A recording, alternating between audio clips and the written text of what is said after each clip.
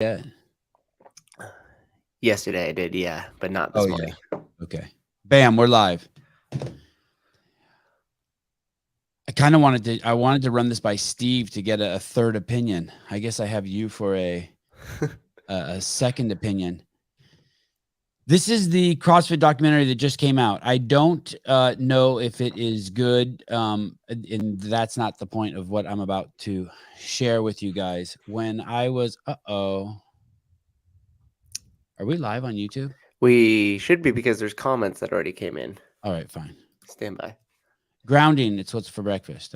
Happy Saturday, Kenneth. Yash, Kenneth. Yes, we're live. Yep. When I was running the media department over at CrossFit Inc., we made these documentaries, and they were CrossFit Games documentaries, and it was basically what they're doing now. Every year that we would put out a documentary that would cover the games, or almost every year. And some years there were some variations on it. We did one year that was just strictly about Rich Froning, fittest man on earth. And the very first one was the one that Carrie Peterson and I did on a $17,000 budget. Every second counts.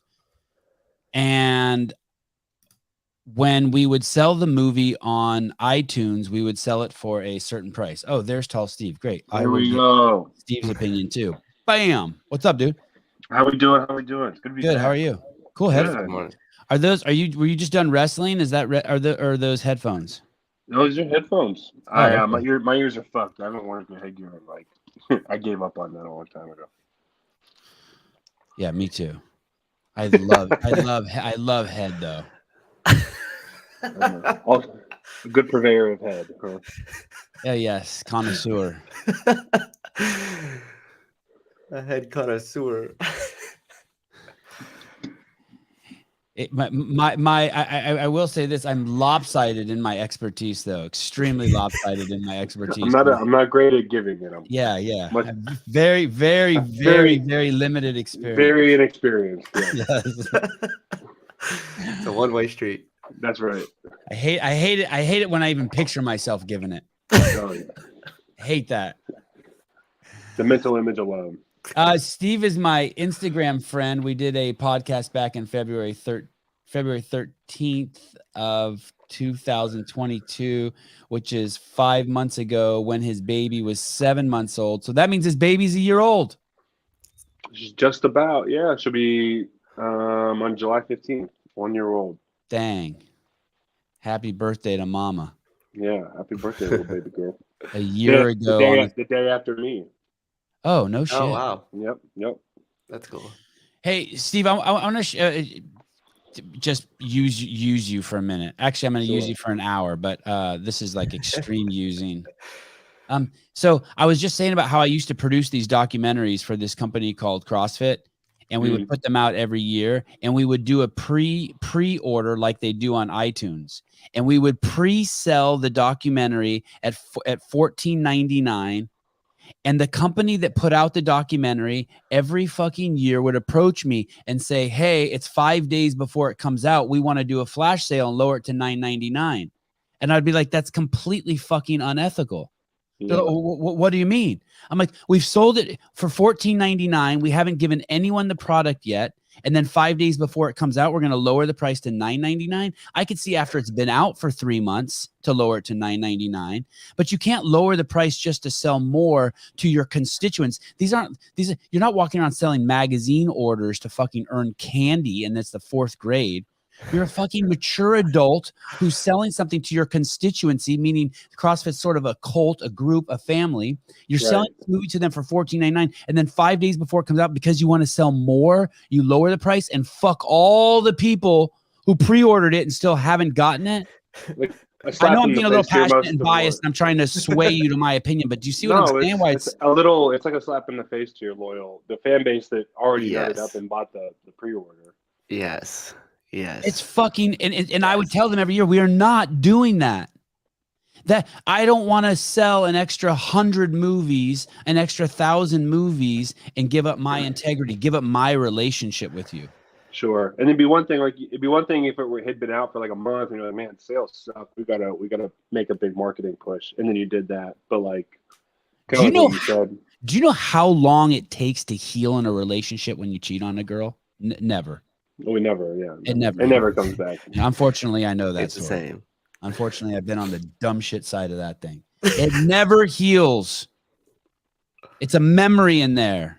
Well, it's not that I don't mean to split Please. hairs with you. I think it'll heal, but it'll never be the same relationship again. Right. She knows who you are. She knows what you're capable of. Oh, fuck yeah. Yeah. And you better not bring any friends over and get her drunk for the next couple of years because she'll make you pay for that shit. Or you don't go anywhere. I can't believe CrossFit's doing this. But here's the thing: the people who made the movie, I think it's Mariah made it, super high integrity.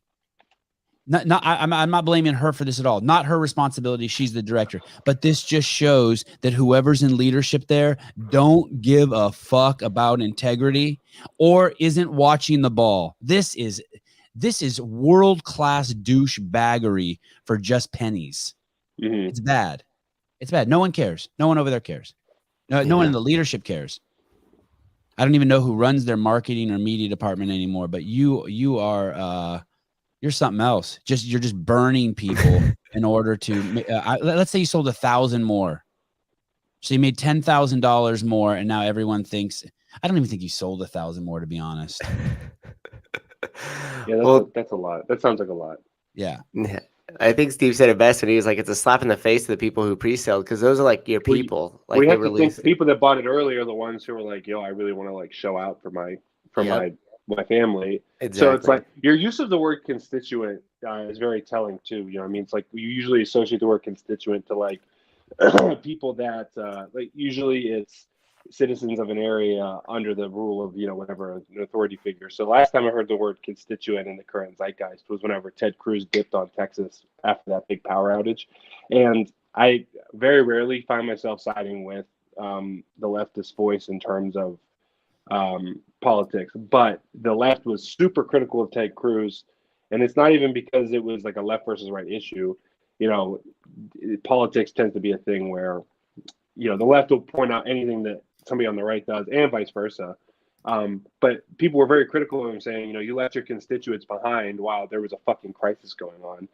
And it was, it was a very, very prescient point because it was like, yeah, Ted Cruz, you did fuck up. Like that was a ridiculous, you fucked your constituents. And like I said, your use of it there is very interesting because it's like the people that bought in whenever there wasn't even a product to, to look at, means that they're very like they're already sold out to the idea of like I just want to be a part of this thing before we even know what's going on. So if you get this flag show, you're saying it better than me. We should have talked about it before we went on there.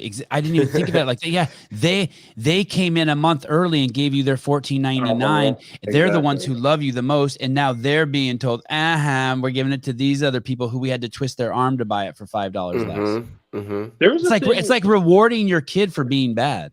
Right. There's a thing in video games, and I'm not by any means a big video game person, but I do like to look at, trends in market and sales and whatever. And there was a big thing where like it's illegal to do in Europe, like most of Europe, they had like these loot box thingies. And the idea is I think that like you can everybody spends the same amount of money on a product.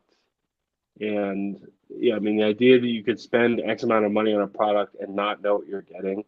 So like, it's kind of like a lottery sort of thing, but everybody pays the same amount. You don't know what you're getting, and it influences the quality of your gameplay. Like, is especially, I don't want to, unethical might be a little bit like too strong or too harsh of a word, but I do think that like, that's kind of shitty to do. Like, hey, these guys bought in like right at the beginning. They call it, they have the free to play or pay to play. Like these games that are, they have these perks in games, that 10 years ago, it was like, it's like if you bought Street Fighter and you already had Ryu, Ken, your normal cast of characters, and then you paid, what, $15 extra. Oh, okay, cool. I can be the Teenage Mutant Ninja Turtles. It was like, wow, that's a nice perk. But it slowly evolved into this thing where it was like, I got to pay $15 just to be fucking Ryu or Ken. It's like, what? Now the game it's not even a game. It'd be like 10 years ago. Okay, well, we're playing neighborhood dodgeball, but if you pay $10, you get a jersey. That evolved into like slowly over time. It was like, okay, you pay $10 and now you can use a fucking you can use a ball. It's like, no, we need the fucking ball to play, dude. Hey, like, you just described you could pull that down too, Sousa. Thank you. You described just the whole slippery slope of precedent. It's why it's so many. It's the thing that people don't understand. When I went to college, I thought affirmative action was the coolest thing ever because they called it affirmative action. It wasn't like, hey, let's lower the bar and let in some people who aren't white. And now it's just turned into full blown racism. That's the thing. It's really weird. It's weird. Out of the desire to do something nice. It's interesting that and I had a feeling this was all going to come up anyway, but I didn't mean to. Sorry, I wanted to talk to you about being 6 feet tall, 6'8" again, but fuck. No, I talked about that enough. Come on. All right. Come on, man. We're here to talk about the real shit. No, so I was gonna say I had a feeling this was going to come up anyway, just because it's so hot right now. Yeah. Like with the abortion thing, right? Yeah. That's the thing. The interesting thing about laws and morals and ethical codes is where just because you've made a law about something or a rule or whatever doesn't necessarily mean it reflects the morally right or wrong thing to do about it. It's just that you've outsourced how much somebody can do of it to the government, which is wow. Good definition. Doesn't have the best track record for being moral or ethical or doing the right thing. So that could be its own 2-hour podcast. But the point is the Spike Cohen, who's pretty probably one of the more loud voices in the libertarian circles. He ran for the vice president. What's his name? Spike Cohen. Okay. Is he cool? Is he normal? Unfortunately, most of the fucking libertarian guys at the top are just sit around and smoke weed all day and have crazy hair and don't work out. And I'm like, what the? They look like they're 70 when they're only 52. I'm like, what the fuck is going on? If I had to identify politically, I would probably say I'm a libertarian. And that's the thing is it does have this. Oh, he looks good. Okay, sorry. He just turned 40 too. So yeah, he looks beautiful. Okay. That's the thing is it does have this weird try hard, whatever edgelord manner about it. But that's the thing is I really do feel a lot of the principles and the things that go along with it are, kind of how I identify. By the way, he went on a podcast the other day and pretty succinctly wrapped up how I feel about abortion, just in that whether you agree or disagree with somebody's right to get an abortion, to terminate a pregnancy, right? The second you that's the thing, whether you think it's right or wrong, one, it has nothing to do with whether or not you perform it. And two, the second you hand it over to the government to decide is whenever, you start getting fucked up, right? So it's okay, cool.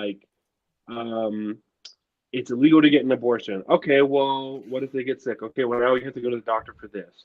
Now you have to make sure, then what does that turn into? Are you properly taking care of this? Oh, yeah. You've given away power. Yes. Right. And then authority. Yes. It'll turn into a thing where without stealing every word that he said, it'll turn into a thing where it's 20 years from now, it's, they're using the Handmaid's Tale thing. And I think that's kind of especially people that are, pro-choice.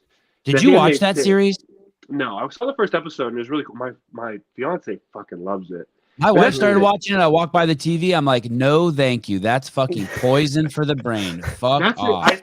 I do think that some of the themes and the fuck the patriarchy thing, it's okay, we're being a little bit too heavy-handed and a little bit too broad with our tact. But that said, the Handmaid's Tale thing, it's I really do feel the spirit of it is going to be it'll turn to a thing where 10, 15, 20 years from now, it'll be a thing where it's it's just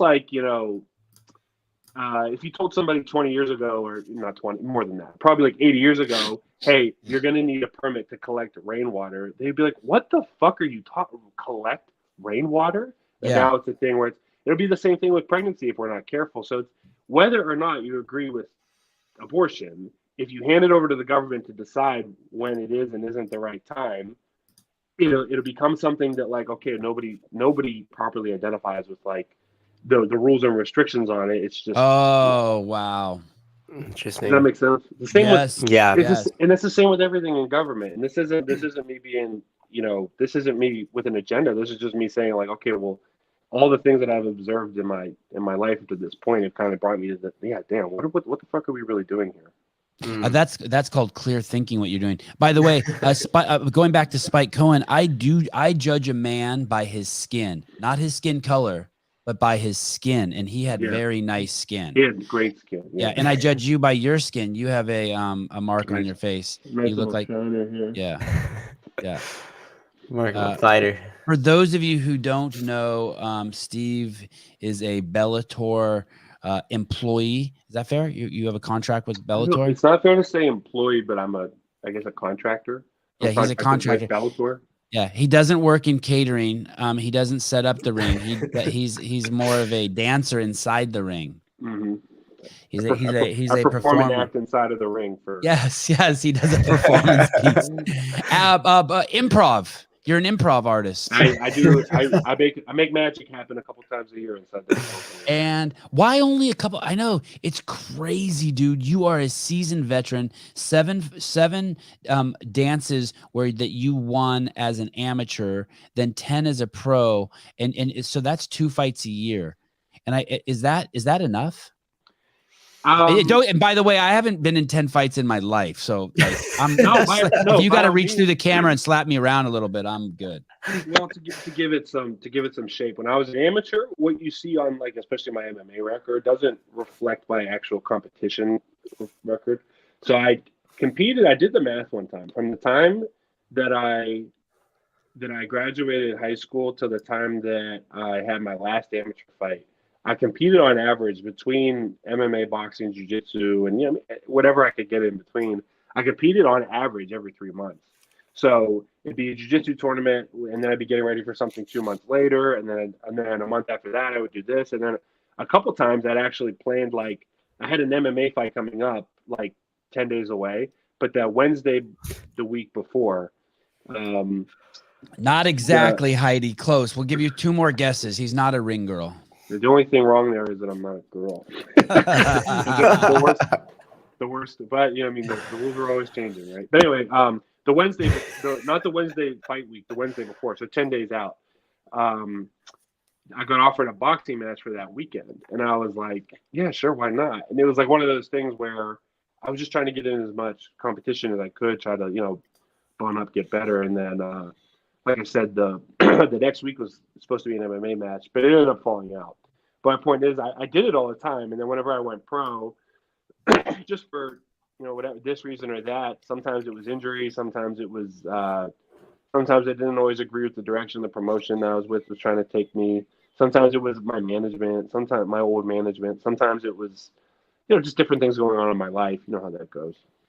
So, but. It led me to 2 times on average 2 times a year for the last 5 years. Okay, and that's the example I can come up with right away is that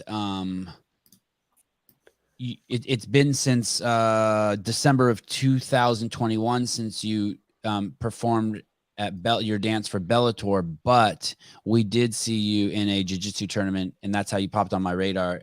You fought Nicky Rod. Yep. Okay. And then now you have another performance on August 12th. Mm-hmm. And it's get some Russian dude. Yeah. His name is Valentin Moldovsky. So this guy, Fedor Emelianenko, he is one of the best heavyweights of all time in MMA. Valentin Moldovsky is one of his kind of his students, one of his protege. Yeah. Kind of. So if anyone doesn't know who Fedor is, go to YouTube and type in Fedor and watch some of the documentaries on him. They are incredible. He's a bad dude, man. Yeah. Whenever I got into fighting, he was still at the peak of his powers. He was still competing really well at a really high level. Hey, so, are you ready to take the are you ready to fight anyone at Bellator? Absolutely. Anyone. Absolutely, but I'm especially ready to fight Valentin Moldovsky right now. Right.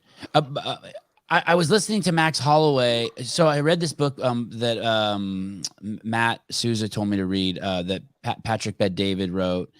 And it was basically hey, you kind of have to see yourself 5 years ahead of where you are. And I was like, oh, yeah, I see that. And then I'm reading this book now which I highly recommend. I recommend the Patrick Bet-David book, too. There's this book by Bob Rotella, Championship Mindset. And I'm actually listening to it. This move's great. Your next 5 moves. And then Championship Mindset by Bob Rotella. And he's basically saying that your goal should always be basically to be the best. And then I heard Max Holloway today or a few days ago, and I've always heard him say is that he sees himself as the champion even when he was 0-1, even when he was 3-3 or whatever his record was. Yeah. And I don't think there's anyone who's going to argue that he's not like at the fucking pinnacle of his game, right? Absolutely. And he's another guy that's going to go down as like one of the best to ever do it, not just in his weight class, but like, in general. Do you feel when that happens to you? Like I feel like I've slipped into that. I feel like I climbed up a mountain and now I'm waiting for other people to show up, and they show up one at a time. Do you feel that way too? Like in your discipline, like, oh, I'm here now. It's just a matter of just like, what's the sports thing? I put in the work. Now it's game day. I'm just here to cash the check, but kind of even further, like you're like already somewhere. Yeah, sort of. But that's the thing is. Oh, how champions think. Sorry. Okay. Thank you, Susan. How champions think. Yeah, I'll text it to you too. I'll text it to you. Please do. Yeah, I'll text you. It's a great listen. LeBron's LeBron's 3-point coach. Go ahead. I've gotten real big into audiobooks the last. My sister got me an Audible subscription for what, and I probably read like just this year alone. I probably read like 15 books on Audible. It's nice. My commute to the gym is half hour both ways. So Perfect. And I go twice a day. So you have to think that's 2 hours a day. I'd otherwise just be sitting in the car. What speed do you listen at? 1.1 or 1.2 usually. Yeah, I've been listening to 1. I just switched to 1.25. Yeah. See, depends on the book too. So I listen to Pet Sematary at 1.25 because just the pace of the story and like the narration, it was more engaging of a listen. But I'm listening to this book now by Graham Hancock called Supernatural, the Ancient Teachers of Mankind. And I tried to listen to it at 1.1 and I had to slow it down to 1.0 because your brain has to process the shit. There's just so much going on. I'm like, wait, what the fuck? And then he'd say something and I'd be like, and he's an anthropologist and an archaeologist. So it's like, even sometimes just to hear the word and put it together, I'm like, oh, okay, that means this. Yeah, if I have to rewind like 5 times, I'm like, all right, That's jackass, slow down. Now you're losing time. Yep. Oh yeah. Okay, sorry. So are you at 10-0? Are you starting? Have you clicked into this? Wow, I'm like almost. I guess in the cheesiest way to say it, your self belief is like starts to skyrocket. That's the thing. Like, I don't know. It's more a thing where it's like I'm really, really grateful and really humbled that like I can be at a point now where I'm like, wow, like this is exactly where I saw myself 5 years ago. But that said, it's like I think I keep feeling like I'm chasing this like, okay, but like what can the next evolution of this be if I stay on this course kind of thing. And I don't know, like my wrestling coach especially always tells me you never arrive.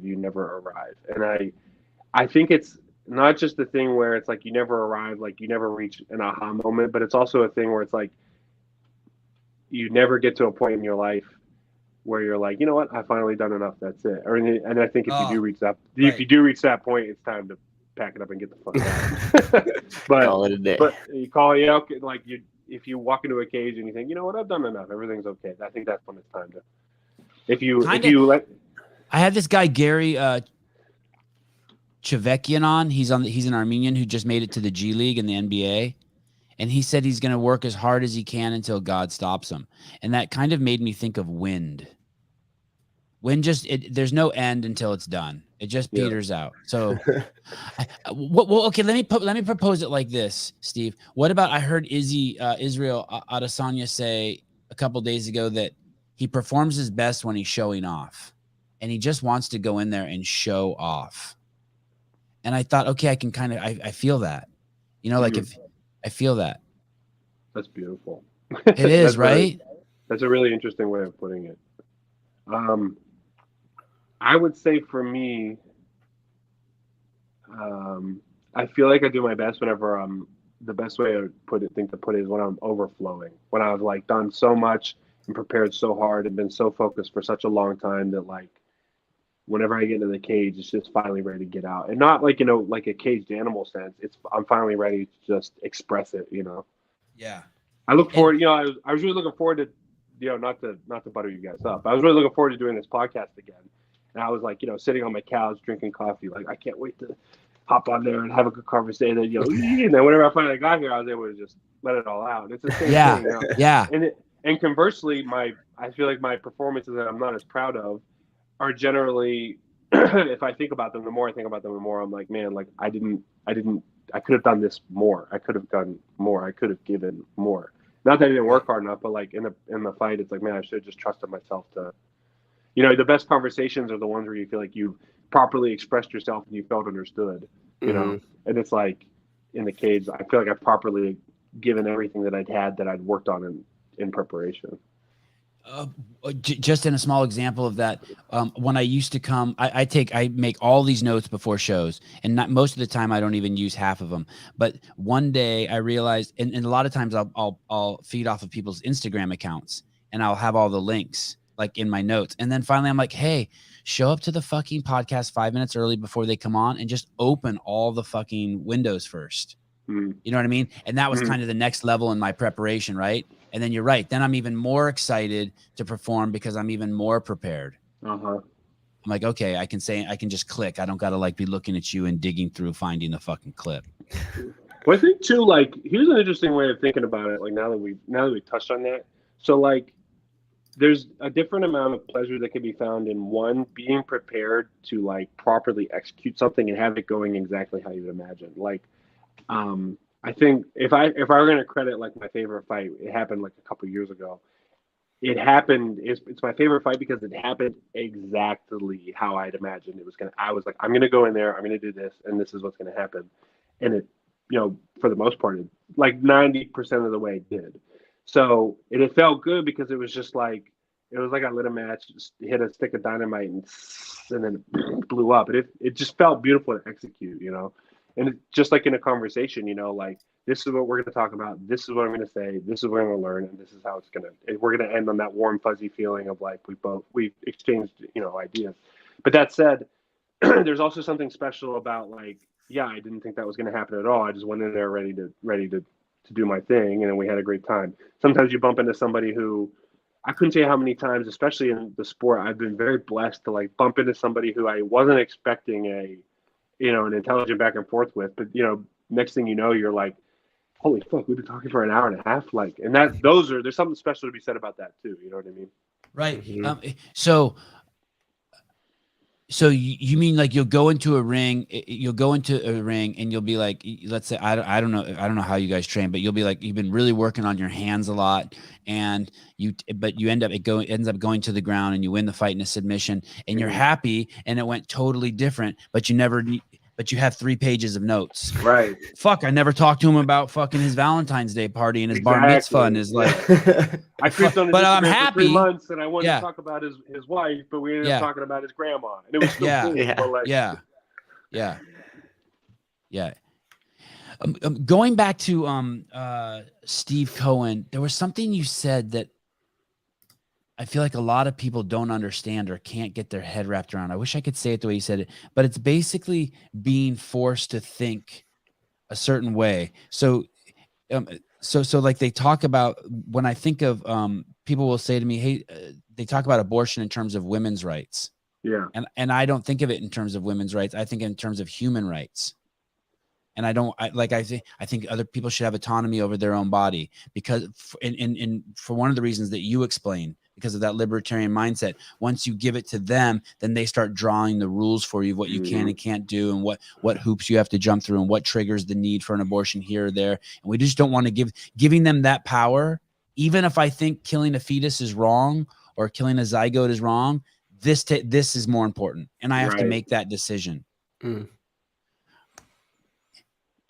But on the other hand, all the argument is around defending putting fetuses down, killing zygotes, killing babies. And I don't want to, even though I'm with that team, I don't want to defend that.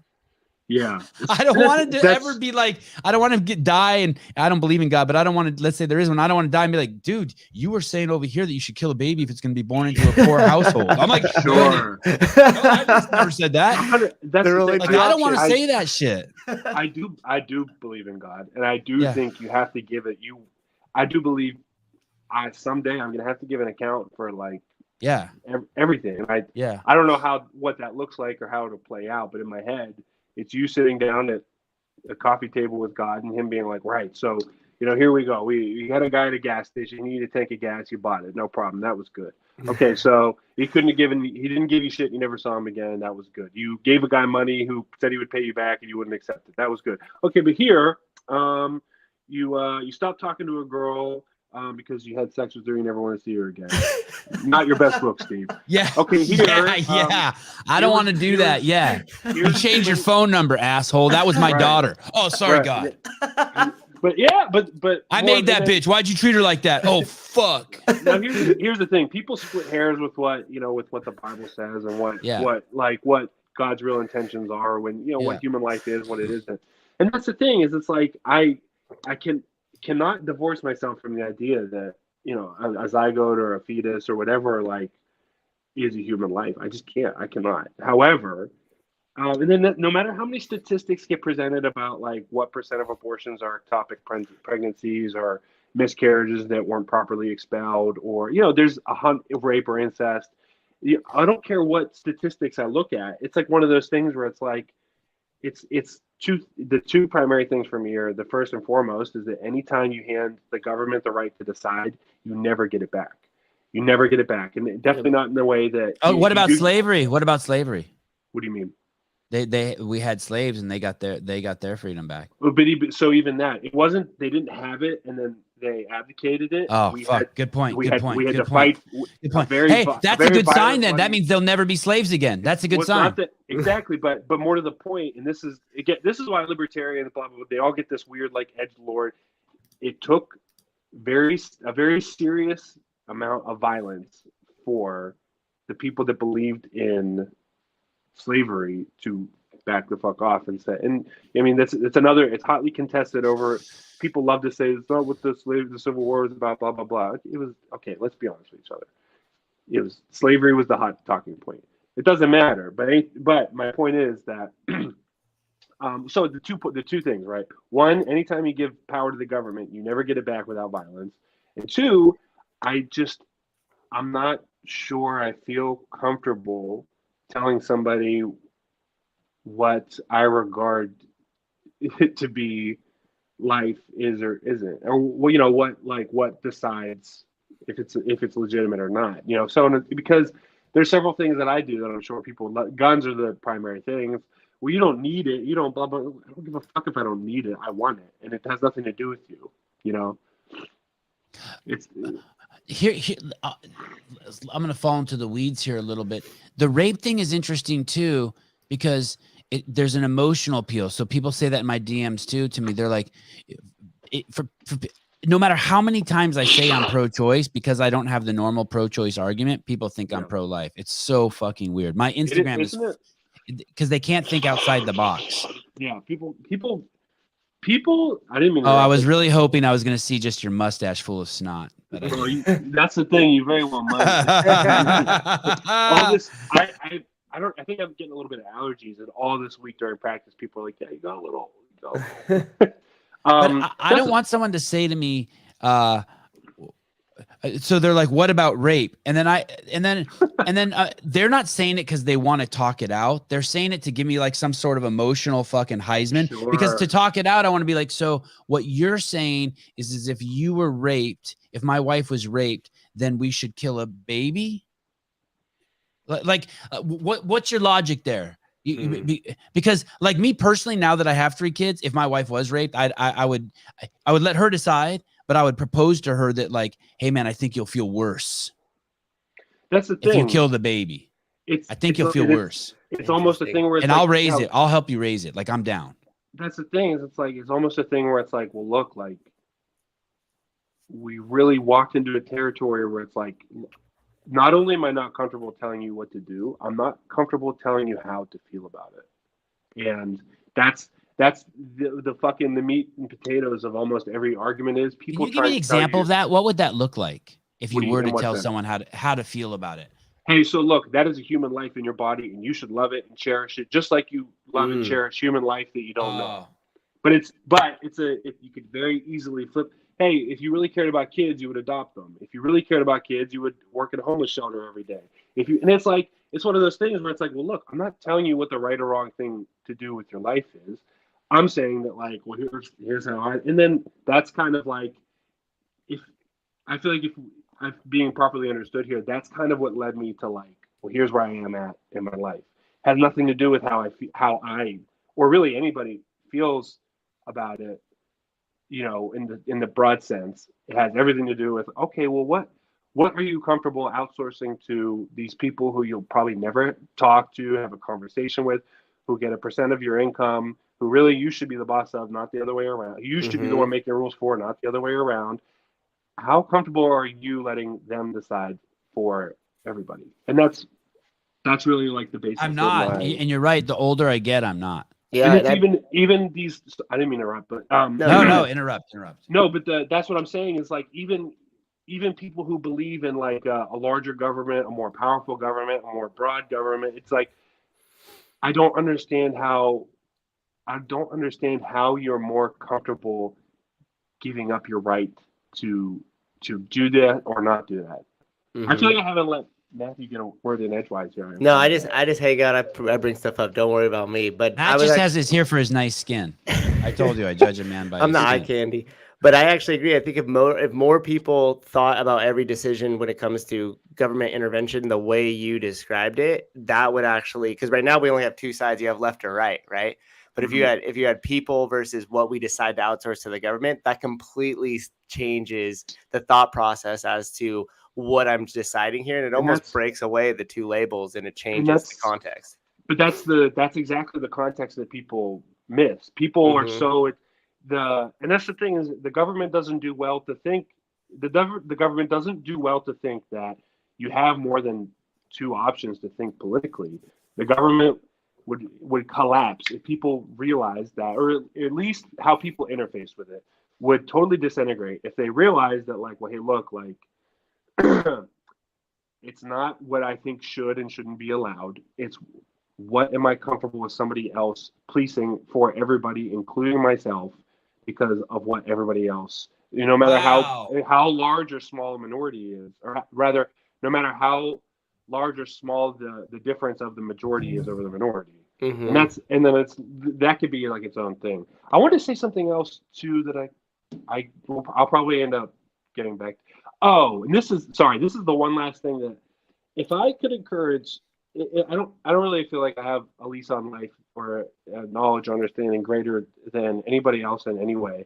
But I do think that if I were to encourage people to think one way about government, or really not government, about life in general, don't think about what you think should and shouldn't be allowed. Think and this is the best way I can think to put. What are you willing to use violence against? And that's okay. Well, that's what, whenever you bring government into the picture, that's what I think you're doing. What am I prepared to use violence against? And because whenever you involve government on a long enough timeline, if you're defiant or you don't listen to the rules, violence is where you end up. That's ultimately where that's the thing. I'm not saying it doesn't have to be, we don't have to beat the horse anymore about it, but dude, it's so good. The more ways you can say it, I'd never heard it said. The fact that you're saying outsource to government is brilliant. It's a great word. And the fact that you're saying don't what did you just say right there? Don't think of, what are you prepared to use violence against? Yeah. And then before that, you worded it like, hey, what, don't ask what you want your government to. What we need to be worried about is not what people can and can't do, but what we're okay with allowing people to decide for themselves. Is that how you said that? To decide for me, right? For you and everybody else, right? Because a small majority, or maybe not even a majority, because a small handful of elected officials decided, because more agreed than disagreed, for you and for everybody else. And then it's like every little thing that you think about, like, what am I prepared to use violence against? Am I prepared to use violence against somebody smoking weed?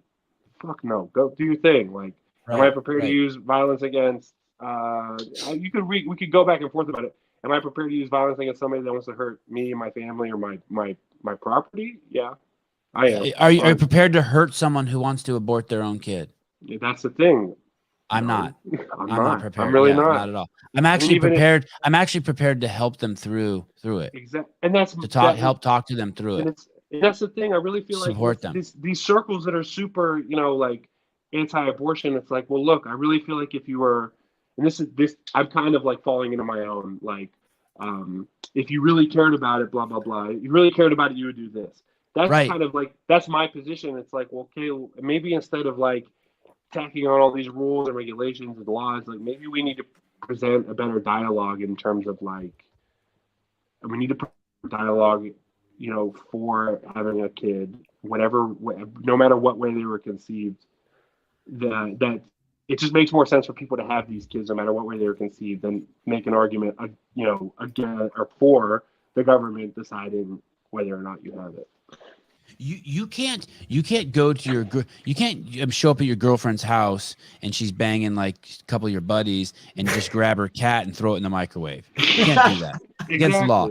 It's called animal torture. It's fucked up. You can't do it. But you can go down to Safeway and buy a cow that was fucking killed. Probably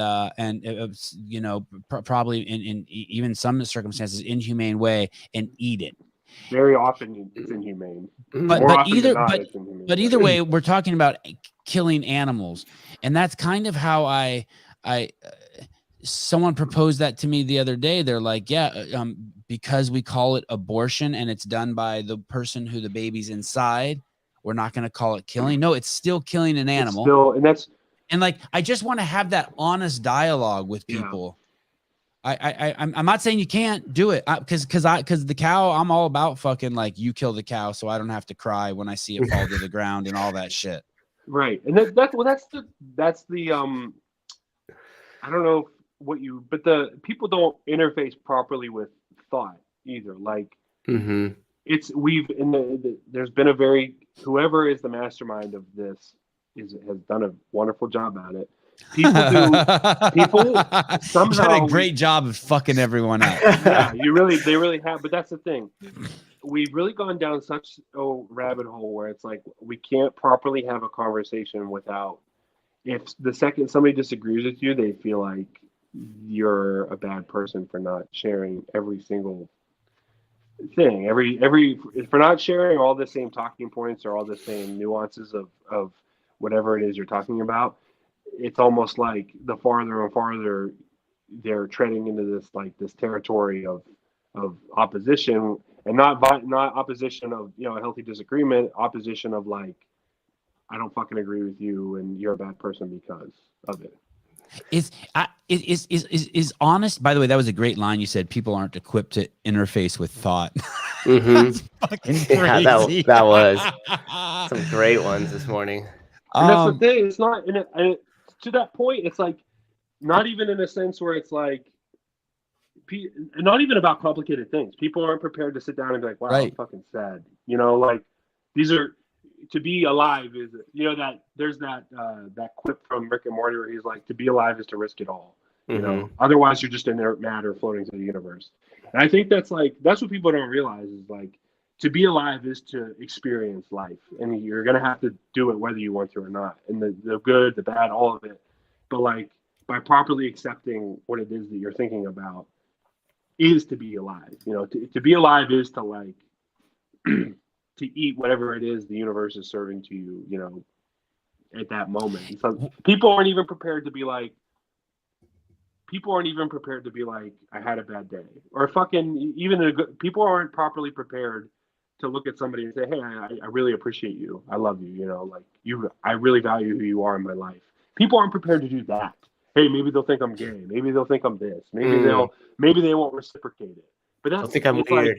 Yeah, but that's the thing is it's like, well, you don't really get to decide. You don't really get to decide like what's on the other side of you and what you're experiencing. You just have to experience what you experience, and that's we had a guy on the other day, Steve, Jaguar Heart, and one of the things we didn't get, I need to have him back on. Heidi Kroom, I'm spoken for, but the warm fuzzy feelings go both ways.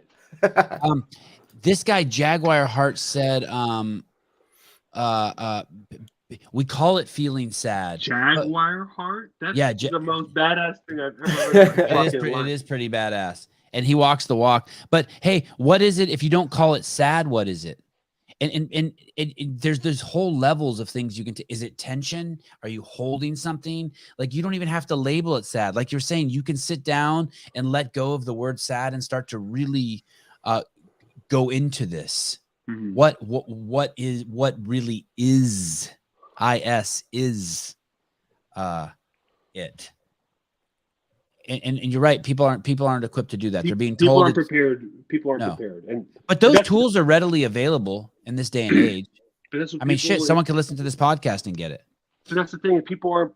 It's not even that people aren't prepared. If they're prepared, like they're not prepared because they deliberately choose not to. They're prepared because they would be like, it's just easier for me to think you're a bad person because we don't have the same thoughts and feelings, and to accept that, like, hey, maybe we've walked a different path in life and like we don't feel the same way. But like, hey man, fuck, like as long as you don't show up at my house and actually try to take a gun, or as long as you don't fucking walk into my house and actually try to rape my wife, like, okay, like everything's fine and good. Now I could still think you're a good or a bad person. You're free to feel whatever way you like. I'm just saying that, like, okay, maybe I have a coach who we are very different, if you want to call it politically. We're very different. But I love talking to him because it's like, okay, well, like, you and me have clearly had a much different run of things in our life.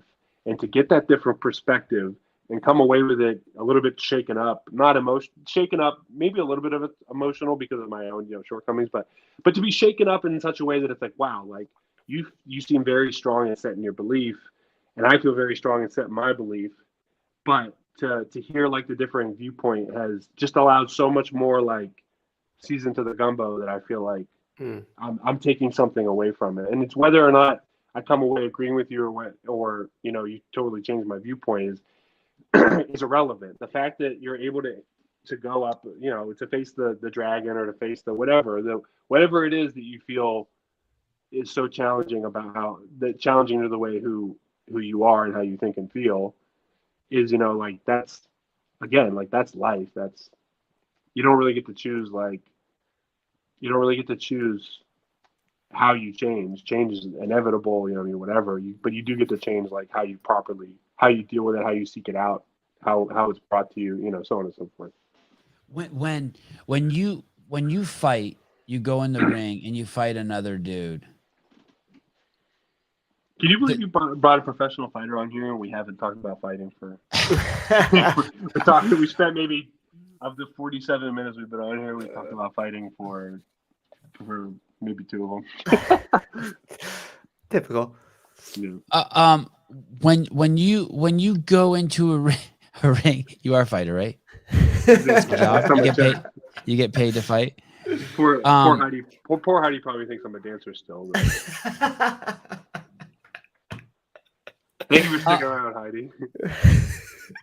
When you go into a ring, so I'm gonna open up the door of personal responsibility, and I've really come to the conclusion that there's nothing else you need to know other than personal responsibility. There's no, like, if you buy a car and the windshield, that whole thing is your responsibility. You purchased the car and made yourself vulnerable to the windshield breaking upset. If you get into a ring and fight someone and the referee makes a bad call, and you blame the ref, that's bullshit. It's still your fault. You put yourself in that fucking position to let a ref, going back to what you were saying, to have power over you.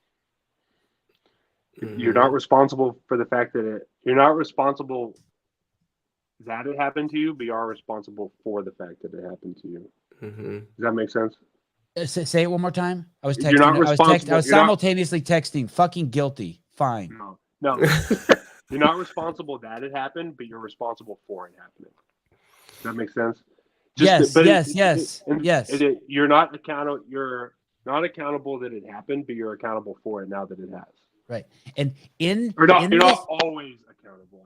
A lot of it, 99.999% of the time, you are responsible that it fucking happened to you.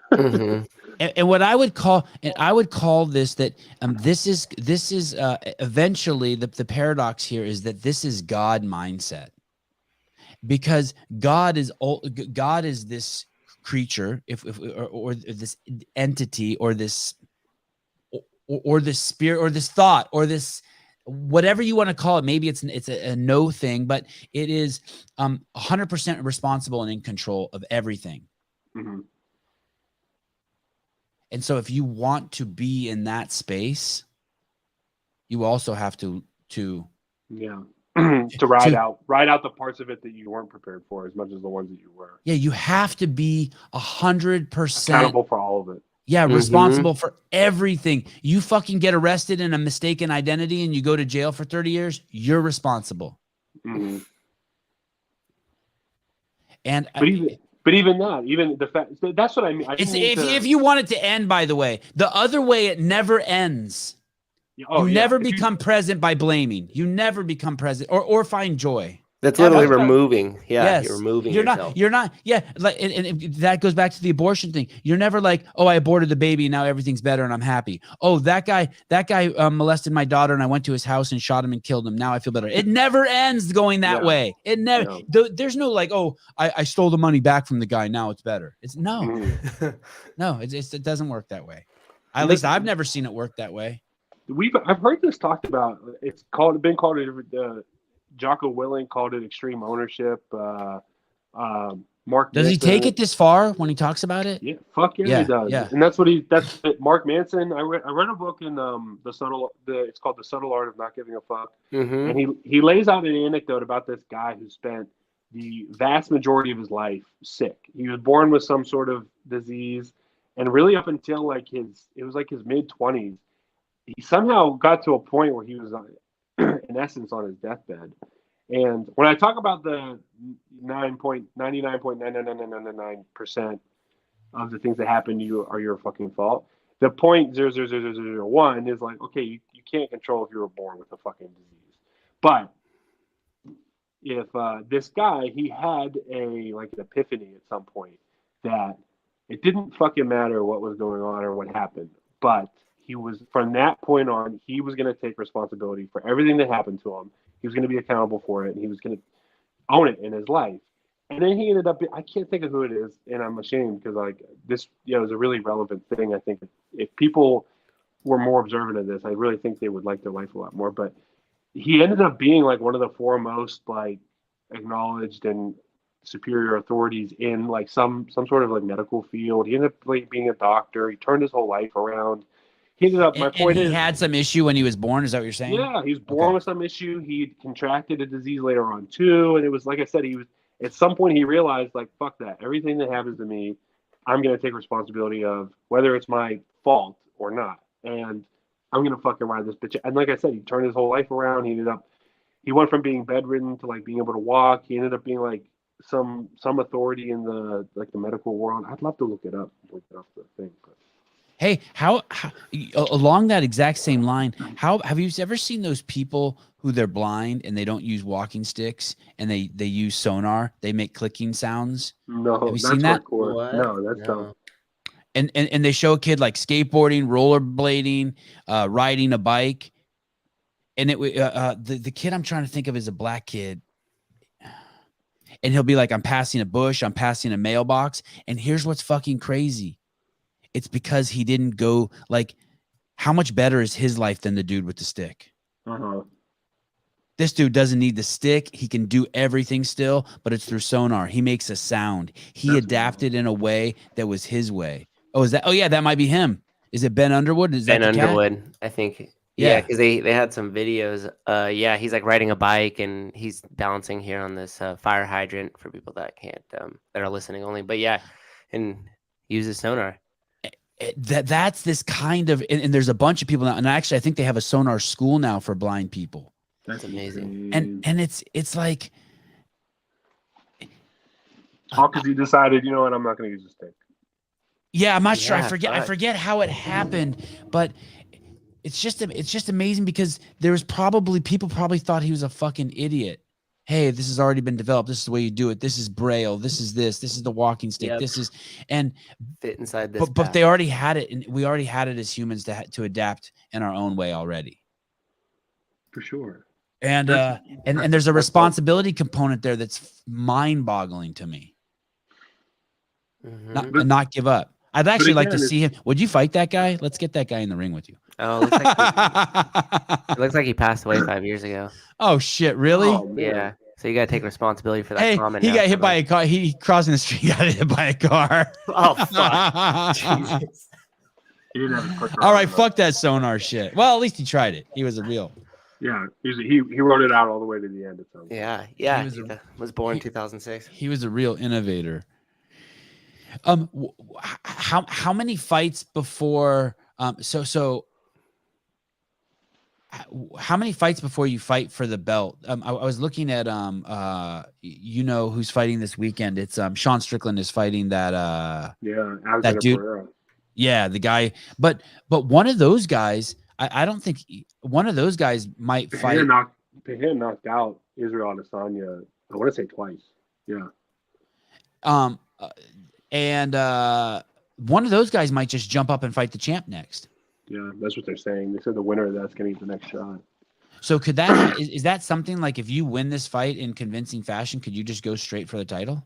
I'm really going to subvert the conversation again. Please. Anytime.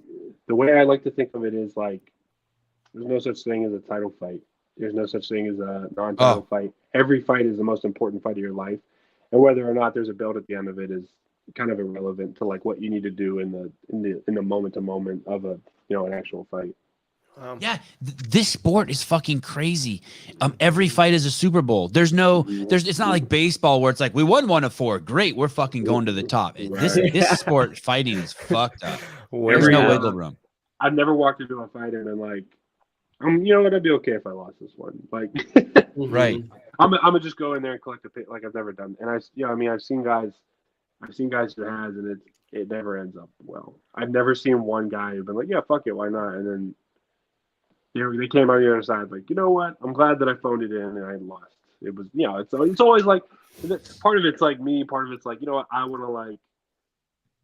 always want to perform to the best of my ability, and then especially this Moldavsky guy. It's like, he's another guy. He's around my age. He's up and coming. He's already like tasted the sweet water, as it were. He's like, he won the interim title. He beat my teammate a couple of years ago. It's all things that are like, don't get me wrong. Like I'd love to capitalize, or make a point on any one of those things with a victory. But for me, like, I'm not even really thinking about like winning or beating him. I'm thinking about like going in there and performing in as dominant a fashion as I can, minute to minute, and seeing where I end up. Yeah. Is that how many fights have you been doing that? 4. When did you the last 4 fights you've been in that mindset? This will be my 4th fight doing that. Yeah. In that mindset. Because I'd always like that's it. I got into this thing where like even in the amateurs where I was like, I'm just gonna think about winning, and it's like one of those things where it's like you really aren't in control of like outcome. You really aren't. And like you were saying before, like bad things happen. Judges make shitty calls, refs make shitty calls, accidents happen, crazy. I mean, it's just there's so much life that like you really can't bottle up and control. It's just you have to let it happen. But you can. There are some things, a lot of things really, that you are in control of, and the things that you are in control of, you need to fucking as much as you can, as much as is in your power to do, put it under your thumb and control it. You're 6'8", 250. Mm-hmm. I'm probably like 255 now. I've been hammering down more. Like I really dialed in on my diet. I'm trying to get like, I really let my body tell me what to do in terms of like where I need to be in a physicality sense. But like I've been getting like heavier and like bigger. What's the heaviest you can go in? Is it 265? 265 is the weight limit, yeah. And that's that's the same for the UFC also? Yeah. And have you ever been over 265?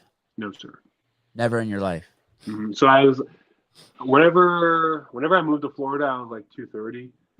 I'm trying to think. When I moved to Florida, I was like 230, and then in like a year of being here, I went from like 230 to like mid 240s. And I think it was the same thing. Like my body just kind of started gaining weight, and maybe it's because I got older, but I think it was because like I got into the groove of things. I started to figure out like what I need to do to perform better, and like all of a sudden I started gaining weight. I'm 5'5", so you're 12, you're 15 inches taller than me. Mm-hmm. And I heard somewhere that for every inch taller, you could be 7 pounds heavier. So that would be 70 plus, that'd be 105 pounds heavier. Yeah. And I'm like 165, but I'm chubby. Okay. It's that creatine. Yeah. It's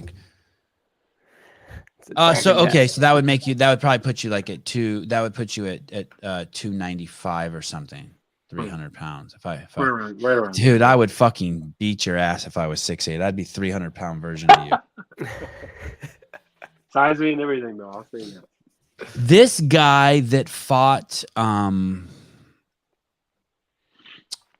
who's the champ over at UFC? The guy who they say hits like a, sorry, Ngannou. heavy Ngannou. Who was the guy who fought him last? Ciryl Gane. Ciryl Gane. Yes, thank you. Sorry, I'm supposed to be the expert. I don't know shit. Ciryl Gane. He I don't ever remember seeing a heavyweight move like him. Yeah, he's definitely special to watch. He's really light on his feet. He fights kind of like with his hands lower than you would expect, especially for like MMA. He's not somebody. I mean, he stops a lot of guys, but he's not really known for his Ngannou-esque power. He's known for his very high technical acumen. He's very sharp, very quick, very accurate, athletic. Mm-hmm. That's the thing. Maybe it's because a lot of them feel like they don't have to be, but like, in heavyweight, you definitely don't. It's not that I don't think guys can. I think that at heavyweight, a lot of people just don't feel like it's necessary to do that. So that they don't. Are you athletic? Like, do you want? I mean, are you athletic? That's the thing. I don't think. I'm not like. Do you move like water? Like, when you do burpees, is it smooth or? I'm more of a. I've been told. I don't really think about it too much, to be honest with you. But like, I've been told that I'm more of a explosive movements type guy instead of an agile movements type guy. Again, these are all things I've just been told. I'll be honest with you, I never put too much stock into it, not just in the sense that because I wasn't interested, but also just because I was like, I don't know, fuck it. Like, I'll just do whatever. I'll do whatever I'm coached to do or whatever I feel like the right thing is to do at the time. And what about when you get your size kicking? Is kicking a different game? Kicking is big, yeah. That's the thing. MMA is like big guys. I feel like kick as fast as small guys, but their punches always just seem slower. Like you can see them coming, but not their kicks. The big guys, their kicks are always still like, oh shit. And that's the thing about kicks. Like MMA is such an interesting metagame in that, like, in kickboxing, you're encouraged to have a higher output and do as much as you can with every appendage that you can. But in MMA, like, takedowns are a part of the meta. So it's like, okay, well, if you kick at the wrong place at the wrong time, the other guy times it and catches it. You have to work in the takedowns. So like, you have to set it up better, and you have to distance is such a big part of the engagement. Okay, how far away are we? If I kick from here, is he gonna be able to catch it? Even if he does catch it, is he gonna be able to capitalize? It's like this whole thing. You know what I mean? It's not that, but those that can kick well at heavyweight, it's like, to be able to utilize that extra bit of range is something else. Yeah, it's nuts. Are you always adding to the arsenal? I'm trying. Yeah, I really feel like after every fight, I sit down with at least usually all, but at least a couple of the coaches, and I'd be like, okay, well, here are some things I feel like I did well, and here are some things I feel like I could improve on. How do you feel about it? And I like to get a sense for like what everybody thinks and feels. So like camp to camp, I definitely like hold on to the things that I definitely try to hold on to the things that I'm already doing well and maintain them, make them sharper. But I also think about the thing, okay, well, like, if I don't improve this, where does that leave me open and vulnerable? What can I do to improve that? What can I do to implement those things right now? What do I have to do to make it better in the long term, kind of thing? Is it literally like, okay, I want to learn a push kick, or I want to have a spinning back elbow, and like you'll write that down, and like that's what I mean. Like I figure it is like kind of like going to the store and buying like shit to cook with. Okay, I need a pan. Okay, oh, I'm gonna get some. I'm gonna do something with lemons today. Yeah, for me, more or less, yeah. I bring a notebook to these meetings and I write down like, okay, here's what I want to do, here's what I want, and then before sparring, I will write down like, okay, here's what I'm gonna do. I'm gonna throw this many jabs. I'm gonna throw this many kicks. I'm going to do this with my body. I'm gonna make it a point to try this, and then what's fun about that is it's like you can come into sparring with a plan, and just like we were talking about before, sometimes you execute it perfectly, and you're like, this is fucking dope. This is what's gonna work. And then other times it's like, well, I planned on doing this whenever I came in, but I ended up having to do this. So I had to practice. I got to practice this and kind of work that other thing too. You know what I mean? Yeah, I do know what you mean. I took a motorcycle. I wanted to get my motorcycle license a few years ago, and I took a 2-day motorcycle safety course. And the reason why I took the safety course is someone said that after the safety course, you have everything done, and all you have to do is take the test at the DMV. So you don't have to do the driving test, nothing. And they said and so I took the safety course, and I thought it was the dumbest fucking 2 days of my life. And then I noticed the next week my motorcycle riding was fucking way better. It had fucking it had worked.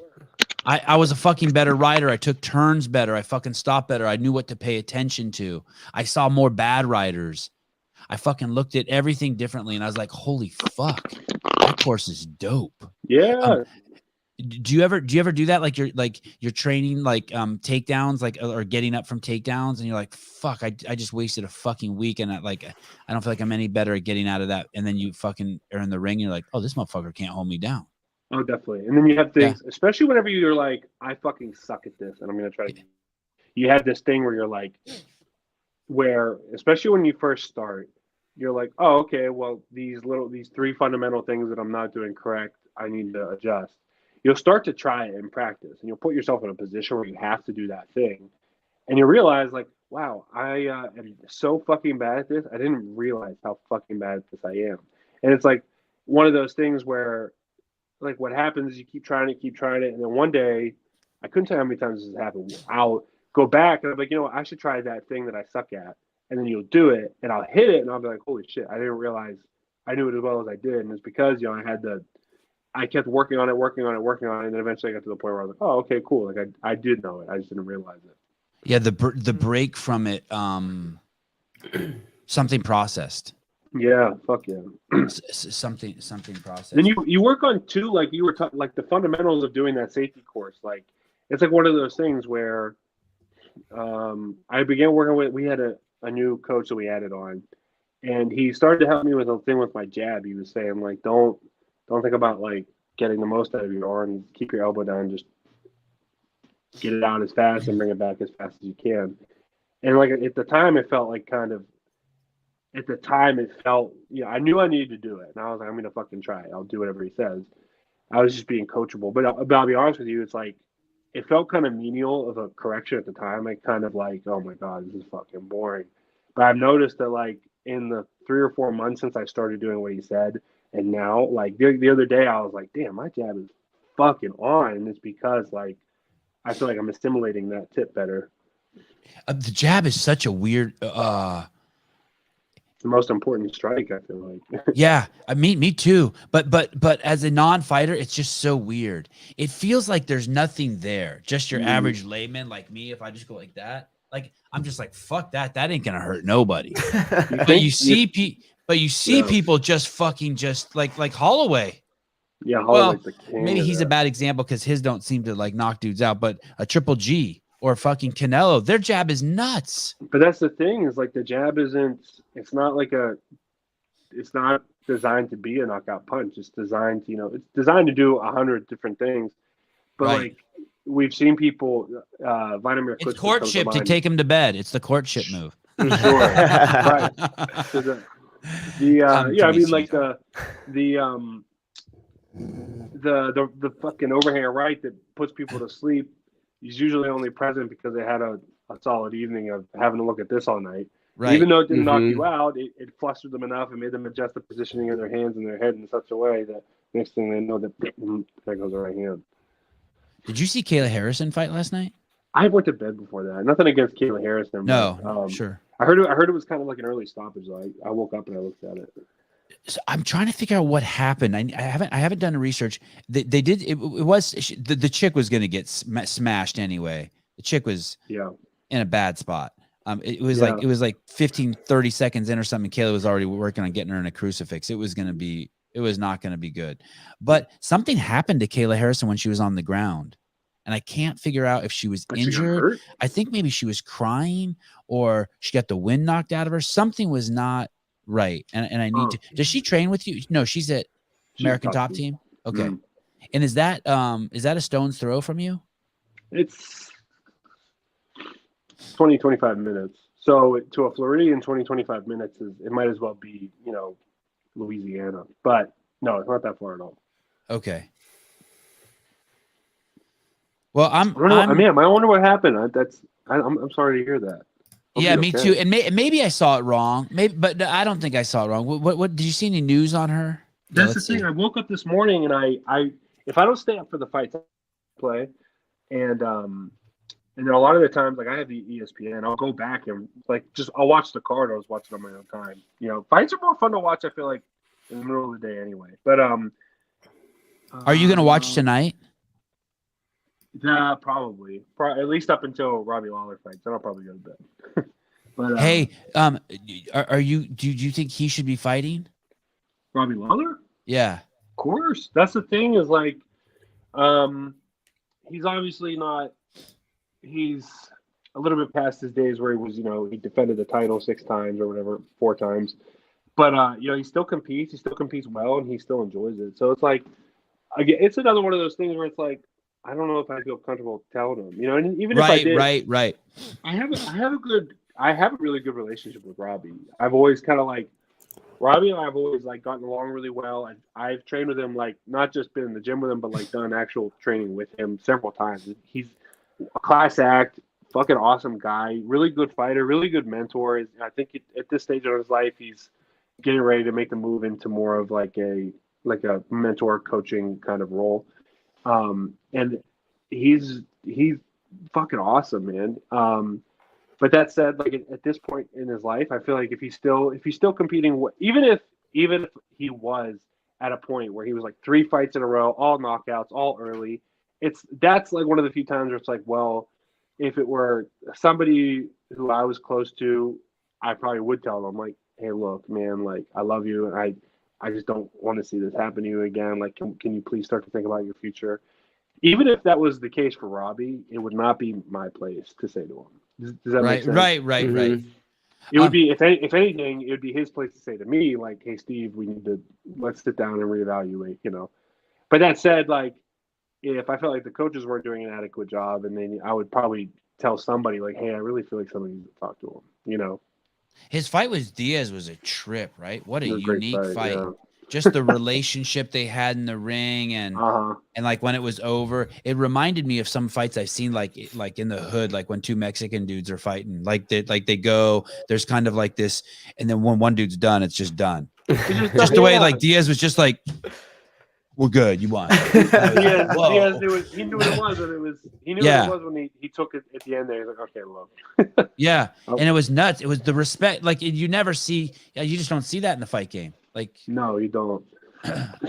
Especially for where they're at, both of them in their life. It's one of those things where they're so past the. Hey, dude, you're a fucking big time fighter. Get yourself a new napkin. Don't be using that same one over. You're fucking a baller. You're about to win the fight night bonus in a month. We're in the middle of a fucking recession. I gotta. Hey, global warming! You just saved a. You don't want to waste a tree. Climate change. The supply chain is shit, man. I might not see another paper towel for reducing his carbon footprint. That's right. Hey, you're just gonna dry that thing out after the show. Open it up and dry it out. Hang it out to dry on the window outside. Honey, what's that? Speaking of which, my wife's Jewish. She's Ashkenazi, and I'm Armenian. And Spike Cohen is Jewish. Okay, good. Yeah, all the smart people are Jewish. And I told her, I was I told her, I go, God, I like, your people are totally misrepresented. I hate the thought of Jews being considered frugal. I'm 1,000 times more frugal than her. I put this hair gel in my hair, and it's $27 for a little glass jar of it. And today I'm looking for my glass jar, and there's a new one out there, like my new one that came in the mail a few days ago. I'm like, my old one still had a couple uses in it. And I look in the fucking trash, and it's in there. I pulled it in the trash. And I said out loud, like talking to myself, and I don't do this. I'm like, no. Like I said that out loud, even though it's just me awake in the house. And I pulled it out of the trash, and I walk over, and I'm like this. And there's at least 1 or 2 uses. And I left it like on her side of the bathroom, so she fucking knows. There ain't no Jew. You gotta, hey, Armenians are the new Jew. Fuck, I'm taking that frugal shit from them. Still got 3 good with their money shit. That's the thing, is like being. I was telling my fiance last night, like, I can't stand a motherfucker who's cheap. I cannot stand cheap people. Not just people who are. So look, it's one thing to be cheap, like you don't spend any money, but like you don't spend money because you're being smart. But there's another thing entirely to be cheap, like you're intentionally always trying to like weasel out of paying things here and there. Yeah. You're not. Yeah. I don't you asked your therapist for a fucking discount, and he just saved you from killing yourself. It's like, come on, motherfucker. People who like, you have that. We all have that friend who like you go out to eat with 100 times, and then like I only have the toast. You picked up, yes, or like you paid 3 times in a row. Last time you went out to eat with them, and then the check shows up, and they're like, "Yeah, so what are we gonna do?" You're like, "You're gonna fucking pay it, dude. I paid the last." Like, I just can't stand that guy. It's like, bro, stop, fucking. But there's something special to be said about people who like, and this is my fiance through and through. She's the type that like. He's scared. Did you see the way he looked over his shoulder? He's like, I don't know if I should be saying this shit. It's not a look of fear. It's a look of reverence. Like, how the fuck did she do it? She like finds a way to buy all the shit that she wants, and she still has like money. I'm like, how the fuck do you do that? Like, I'm not. Is she Armenian? Is she Armenian? No, she's Cuban. I think that might be part of it. This generation of the first couple generation of like Cuban Americans, I feel like they had to be smart with like what went in and what went out, because I mean they were trying to make it in America. But she learned a lot from her grandpa. Her grandpa was really good with money. But no, it's just like one of those things where it's like I make more money than her, and she still ends up at the end of the day like with not just more money, but like more to show for it. I'm like, yeah, you got to see how you do that. She knows how to stretch that dollar. She cracked the code. Yeah, I'm in a point in my life where I like to be frugal. She'll be like, yeah, and I only have $50,000 left. I'm like, shut the fuck up. I know. That's how I feel too. If my savings isn't, but like, so when I lost my job, literally, Steve, 2 years ago, I never picked really any of the fruit on my trees. It was just all ornamental. And I have fucking apple, and I would have apples on my apple tree, and I'd still go to Whole Foods and buy apples. Now I don't have a job. I picked those fuckers.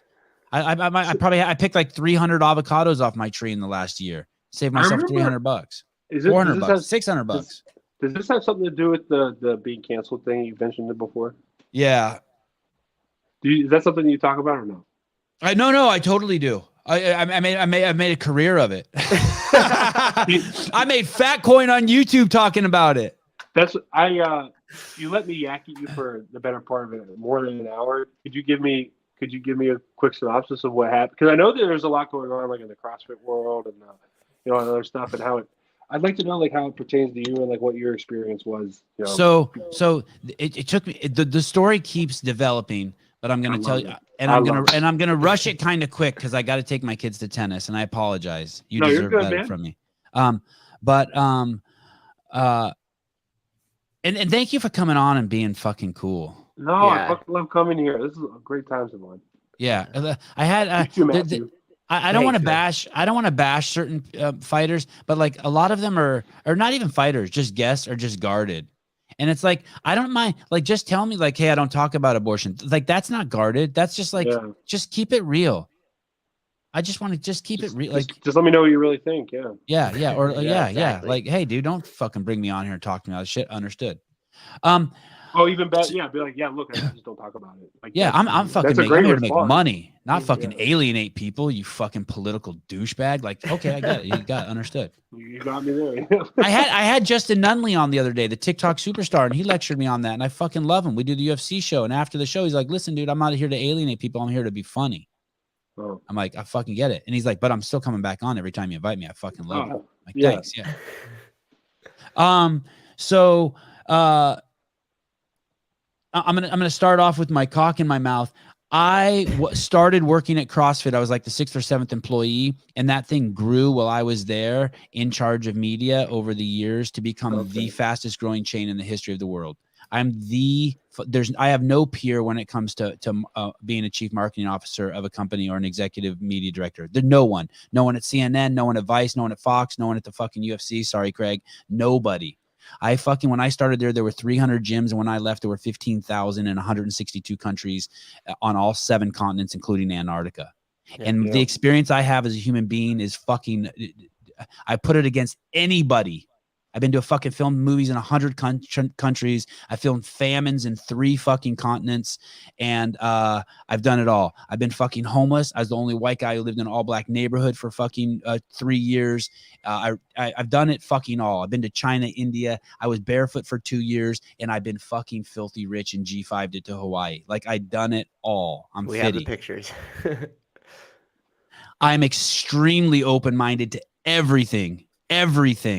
My favorite people to party with are fucking gay men. They're fucking free and liberated, and I would love a society of all gay men so I could go out to my fucking mailbox with my huge cock swinging and no one fucking judge me.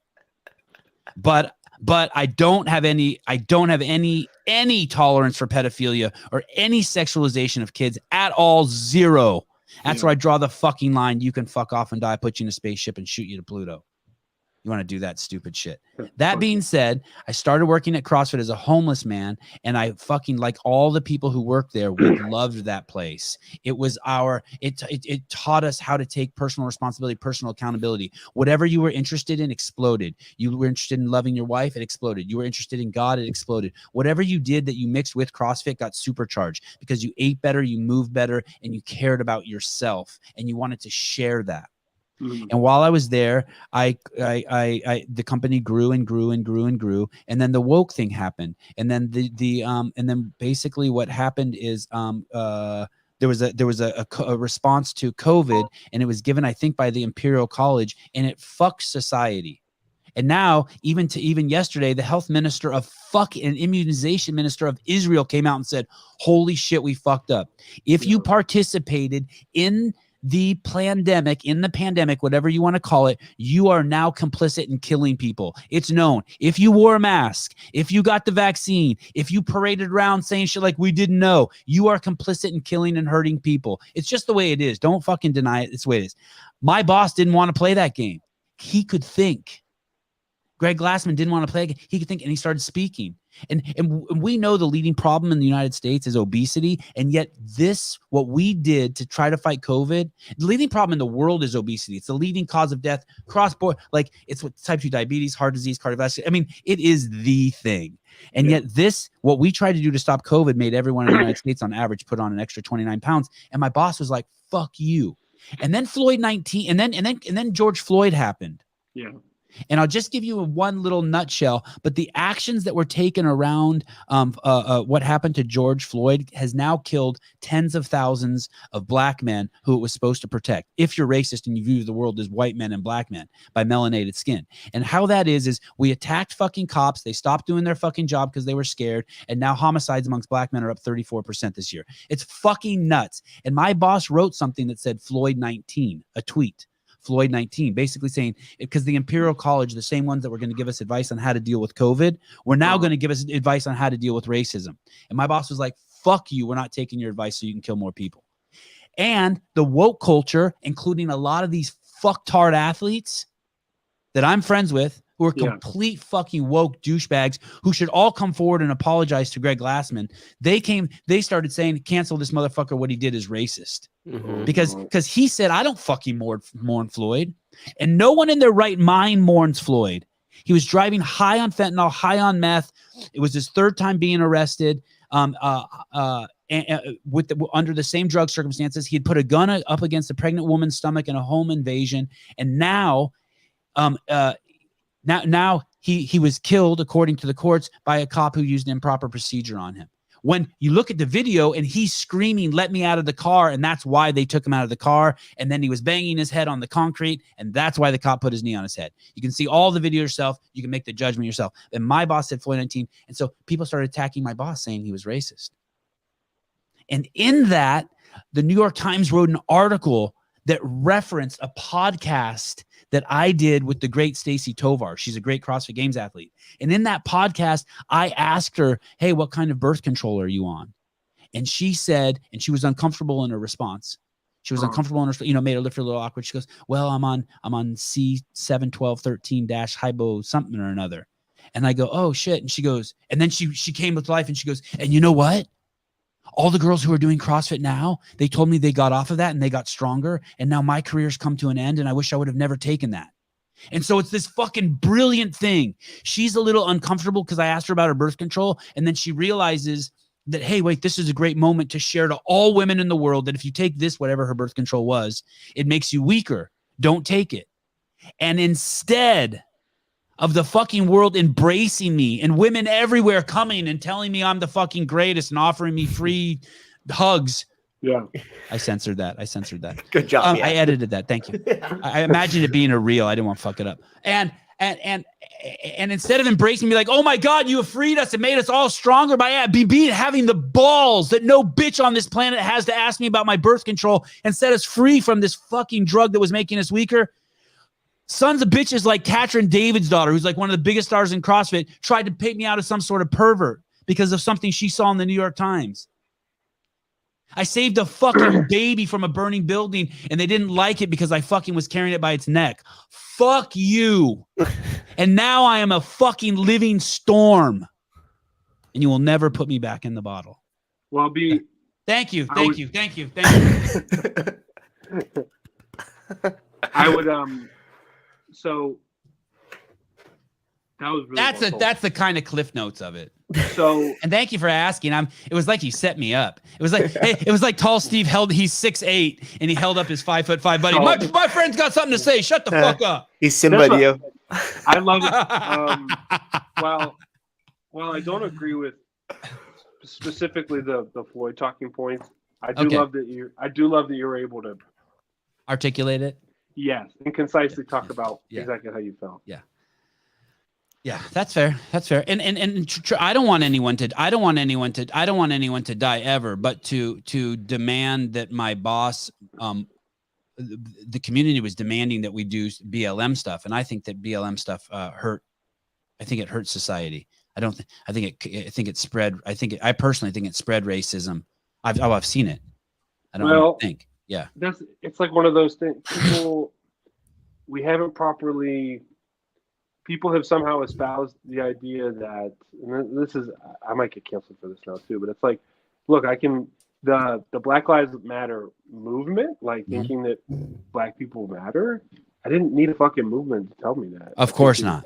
I think that by being born, no matter what color you have, no color you are, how much melanin you do or you don't have, what appendage is between your legs, I think by being born, you have, certain rights, you're entitled to certain things just by having life breathed into you, and that's it. So like I said, I'd feel remiss if I didn't say I don't know if like you and me have gone the same direction on George Floyd and police, but it's relevant.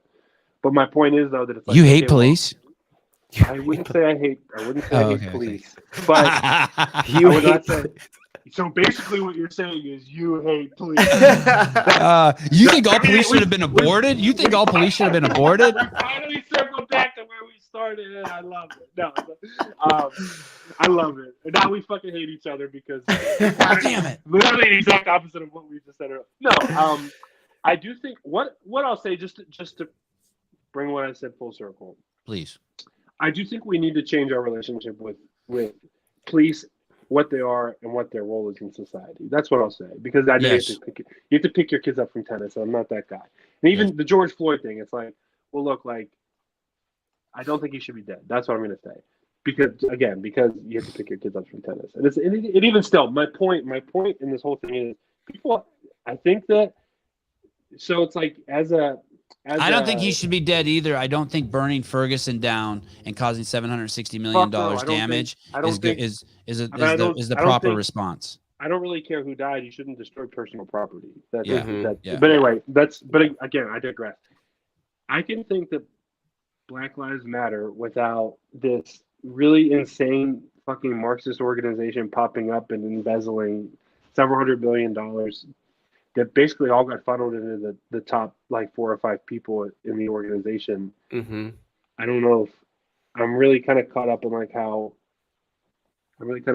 people thought that was going to help. And that's, again, it's like when I used to see those signs around, I assumed that it was black people talking to black people. I didn't know, like I saw those signs around like years and years ago, 5, 6, 7, like long time ago. I would see them all over Berkeley, Black Lives Matter. And I thought it was so weird. I'm like, what is this? And I thought it was because 96% of all or 51% of all homicides committed are by people with 6% of the population, people with melanated skin and a penis. And I thought it was because 96% of all homicides in Chicago were committed by people with melanated skin against people with who also had melanated skin. And I thought that was the sign, like, hey brother, stop killing your brother. I thought it was like a black on black, I seriously thought that's what it was for years. And then all of a sudden it's like, no one needs to fucking that's how I thought. No one needs to tell me Black Lives Matter. Fuck you. Like, I almost felt like resentful, like telling me like women matter.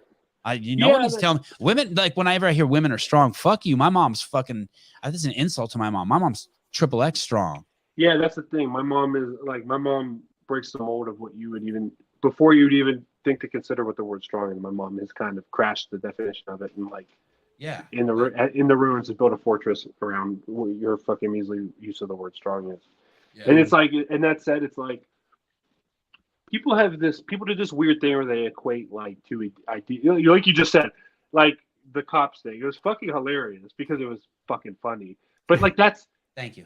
In essence, that's what we were talking about before. It was like, well, look, no, I don't think that by being a cop you're automatically a bad person, but I do think that we need to have a serious retooling of like what cops are, what their role is in society, and then I said something else too. But yeah, I'm totally for that, and I'm also totally for citizens retooling what they think. So, like, I'll give you the example: you shouldn't be able to park your car in front of your mailbox.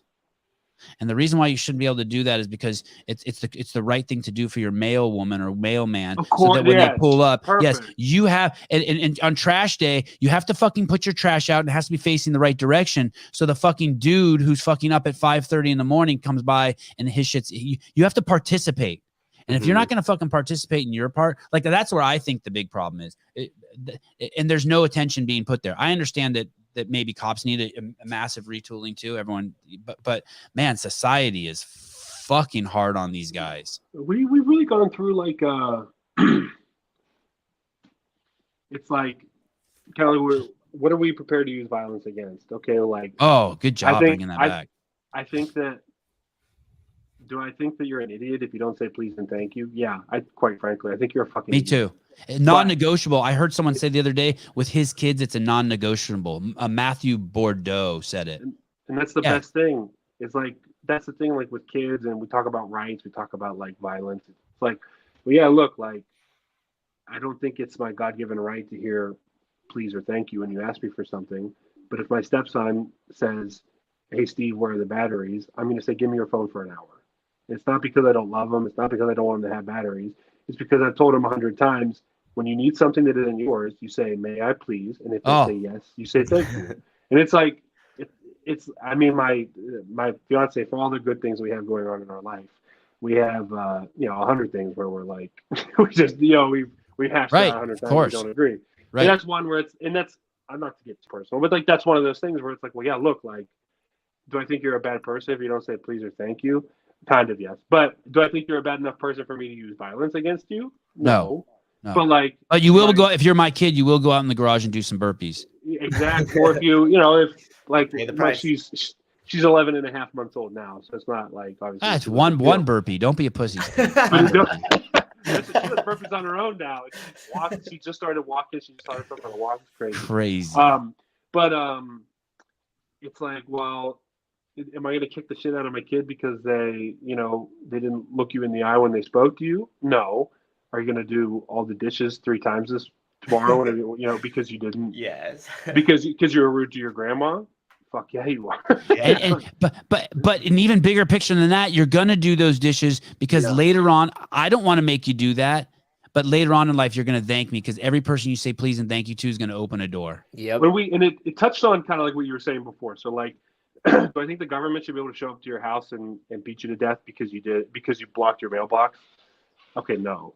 Do I think that like he should drive by your house and not put your mail in there? Maybe. Do I think do I think it's up to your community to say, listen, Matthew, I know I'm being an asshole and it's kind of annoying for me to show up at your house at 6:30 on a Thursday, but the Newlands guy really made it a point that not have the mailbox blocked, and it just makes his life so much easier, dude. Do you think?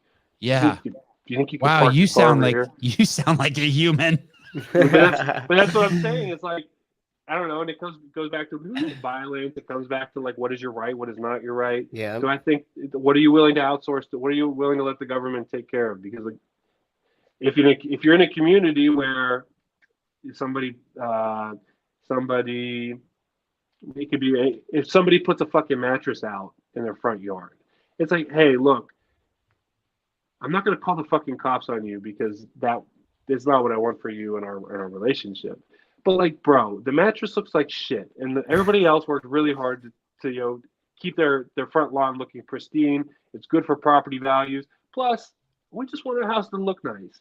I get the Unless you're gonna fuck your wife out there and let us all watch. Take that mattress back inside. Put your fucking mattress. Could at the very least, could you put it in your fucking backyard? It's like shit. It's your property. It's your God-given right to do whatever you like. It's your wife. Do what you want with her. Exactly. But could you at least let me watch what? No. Can you at least throw the mattress on the back patio until garbage day? You know what I mean? Right. Ladies and gentlemen, August 12th, Bellator 284, Steve Mowry. If I have anything to do with it, this won't be the last time you see him on the show. Steve, you the man. Matthew Souza. Hopefully not. Let's do it again at least one more time this year. I think that'd be for sure. It was great.